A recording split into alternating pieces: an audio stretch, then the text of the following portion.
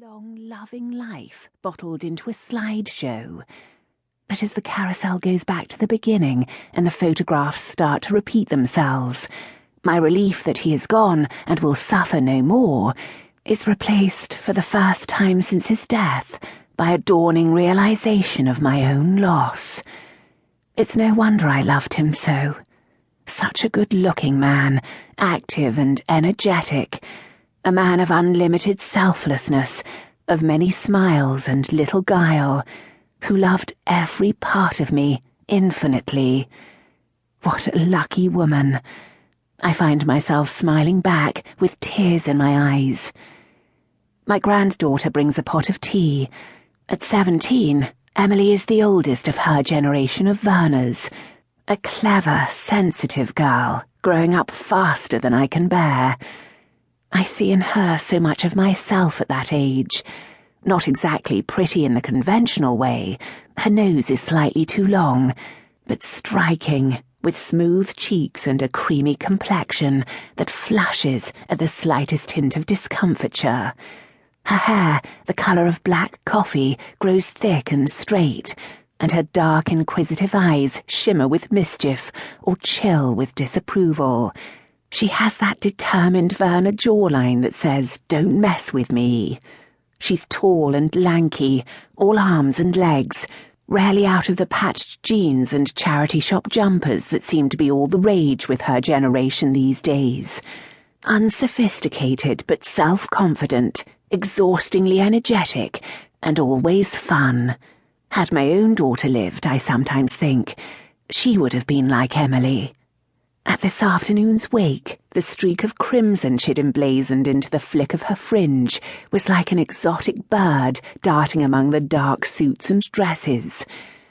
Soon she will fly, as they all do, these independent young women. But for now she indulges me with her company and conversation, and I cherish every moment. She hands me a cup of weak tea with no milk, just how I like it, and then plonks herself down on the footstool next to me. We watch the slideshow together for a few moments, and she says, "I miss Grandpa, you know. Such an amazing man. He was so full of ideas and enthusiasm. I loved the way he supported everything we did, even the crazy things." She's right, I think to myself. "He always used to ask me about stuff," she goes on. "He was always interested in what I was doing with myself. Not many grown-ups do that. A great listener." As usual, my smart girl goes straight to the heart of it. It's something I'm probably guilty of, not listening enough. "You can talk to me, now that he's gone," I say, a bit too quickly. "Tell me what's new." "You really want to know?" "Yes, I really do," I say. Her legs, in heart-patterned black tights, seem to stretch for yards beyond her miniskirt, and my heart swells with love for her, the way she gives me her undivided attention for these moments of proper talking time. "Have I told you I'm going to India?" she says. "My goodness, how wonderful," I say. "How long for?" "Only a month," she says airily.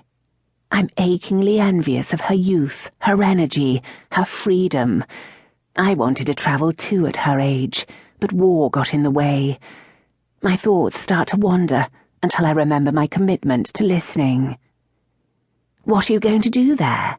"We're going to an orphanage, in December, with a group from college, to dig the foundations for a cowshed," she says triumphantly. I'm puzzled and distracted by the idea of elegant Emily wielding a shovel in the heat, her slender hands calloused and dirty, hair dulled by dust. "Why does an orphanage need a cowshed?" "So they can give the children fresh milk. It doesn't get delivered to the doorstep like yours does, Gran," she says reprovingly. "We're raising money to buy the cows." "How much do you need?"